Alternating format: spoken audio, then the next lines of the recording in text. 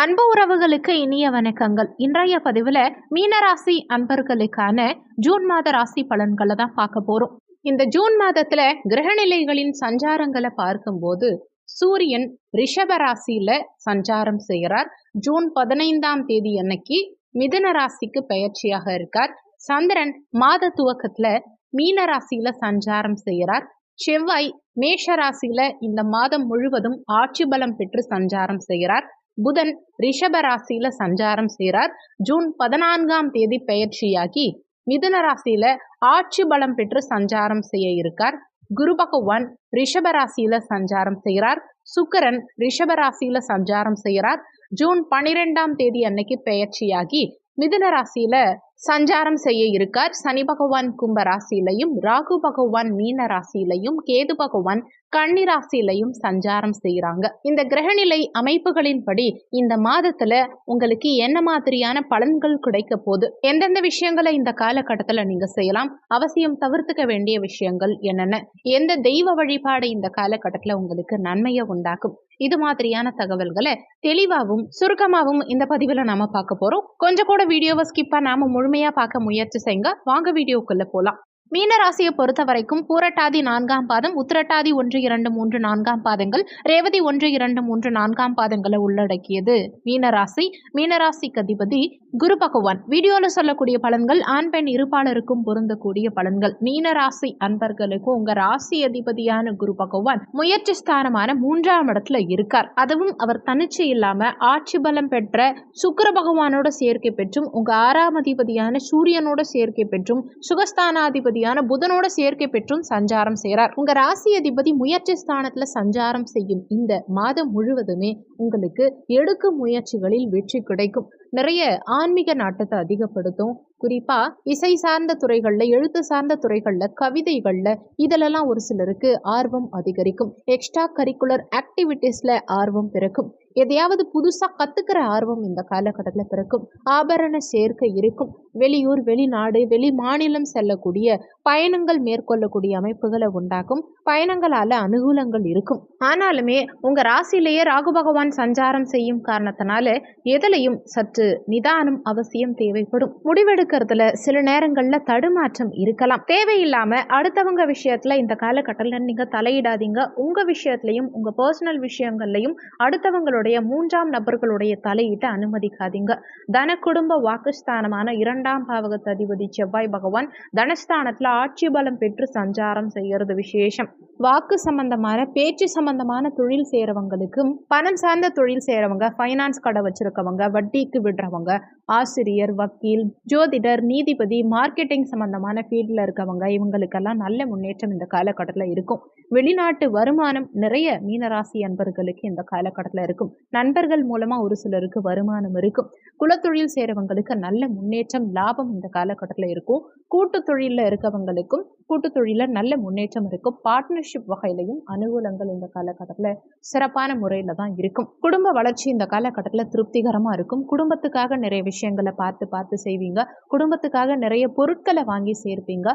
வாக்கு பலிதம் இருக்கும். கொடுத்த வாக்கை காப்பாற்றக்கூடிய அமைப்பு எல்லாமே சிறப்பா இருக்கும். பண வருமானம், தன வருமானம் இந்த காலகட்டத்தில் இந்த மாதம் முழுவதுமே உங்களுக்கு மிக சிறப்பாகவே இருக்கும். பணத்துக்கு பெருசா பஞ்சம் இருக்காது. 3ஆம் இடத்து அதிபதி முயற்சி ஸ்தானாதிபதி சுக்கிர பகவான் மாத முற்பகுதியில முயற்சி ஸ்தானத்துல ஆட்சி பலம் பெற்று சஞ்சாரம் செய்யறதுனால உங்க தைரிய வீரியம் அதிகரிக்கும். எதுவா இருந்தாலும் சரி, நான் பார்த்துப்பேன், என்னால முடியுங்கிற ஒரு மன தைரியம் உங்களுக்குள்ள பிறக்கும். புதுசா எதையாவது உருவாக்குவீங்க. சகோதர வகையில நல்ல வளர்ச்சி இருக்கும். சகோதர வகையில அனுகூலங்கள் இருக்கும். அதே மாதிரி உடற்பயிற்சி, யோகா, தியானம் இந்த மாதிரி ஆர்வம் ஒரு சிலருக்கு இந்த காலகட்டத்தில் பிறக்கும். விளையாட்டு சார்ந்த துறைகளில் இருக்கவங்களுக்கு இந்த காலகட்டத்தில் நல்ல முன்னேற்றம் இருக்கும். எடுக்கும் முயற்சிகள் அனைத்திலும் வெற்றி கிடைக்கும். ஏன்னா முயற்சி ஸ்தானாதிபதி முயற்சி ஸ்தானத்தில் ஆட்சி பலம். ஜூன் 12ஆம் தேதிக்கு பிறகு சுக்கிரன் மிதுன ராசிக்கு பெயர்ச்சியாரார். முயற்சி ஸ்தானாதிபதி சுகஸ்தானத்தில் சஞ்சாரம் செய்யக்கூடிய இந்த காலகட்டமும் நல்ல முன்னேற்றத்தை உங்களுக்கு ஏற்படுத்தி கொடுக்கும்.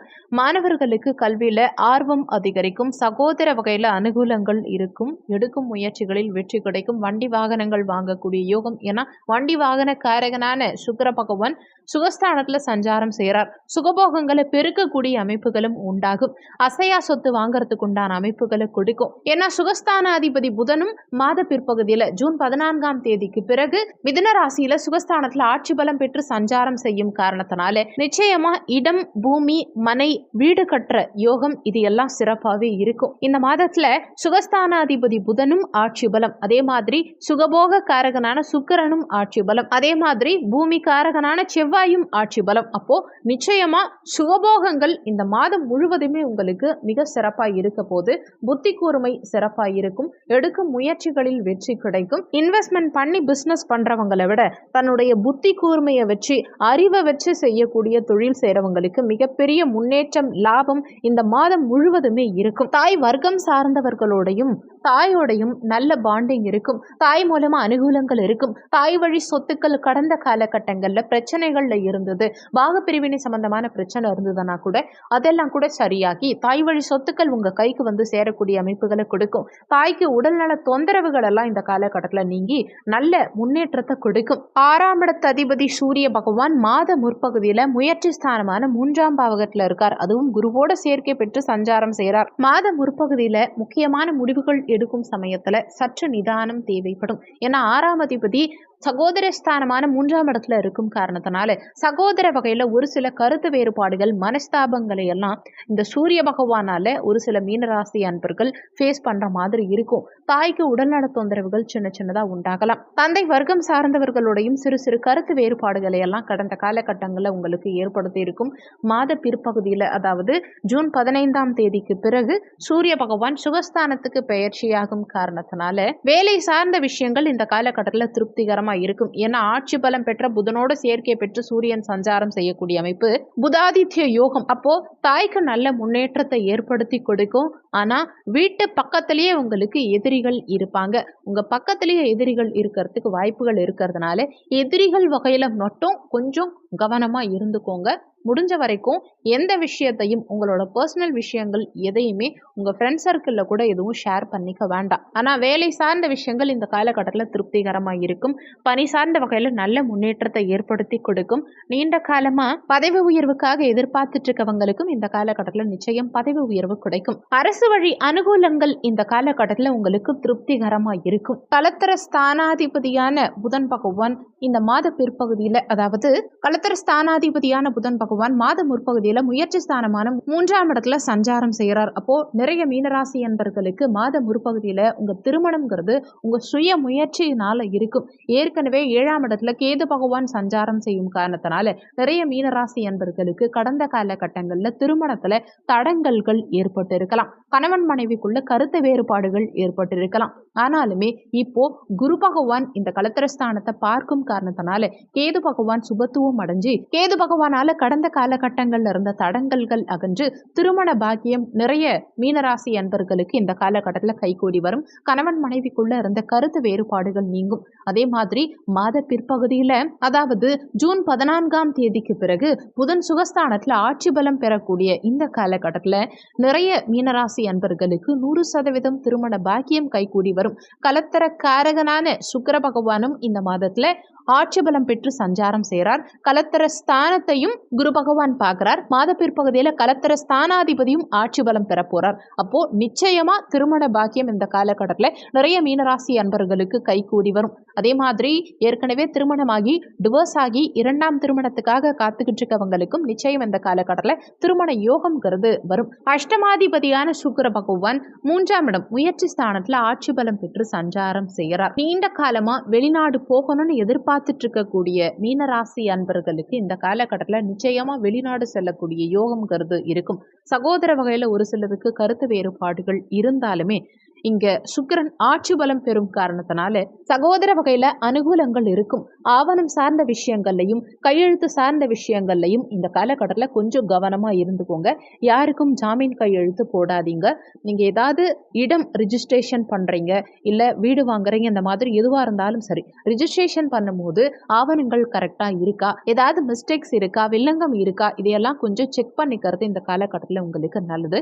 யாருக்காவது ஜாமீன் கையெழுத்து போடுறீங்க, முன் முன்னின்று யாருக்காவது பணம் வாங்கி கொடுக்குறீங்க அப்படின்னா நிச்சயமா உங்களுக்கு பின்னாடி சிக்கல்கள் வரலாம்ங்கிறத மனசுல வச்சுக்கோங்க.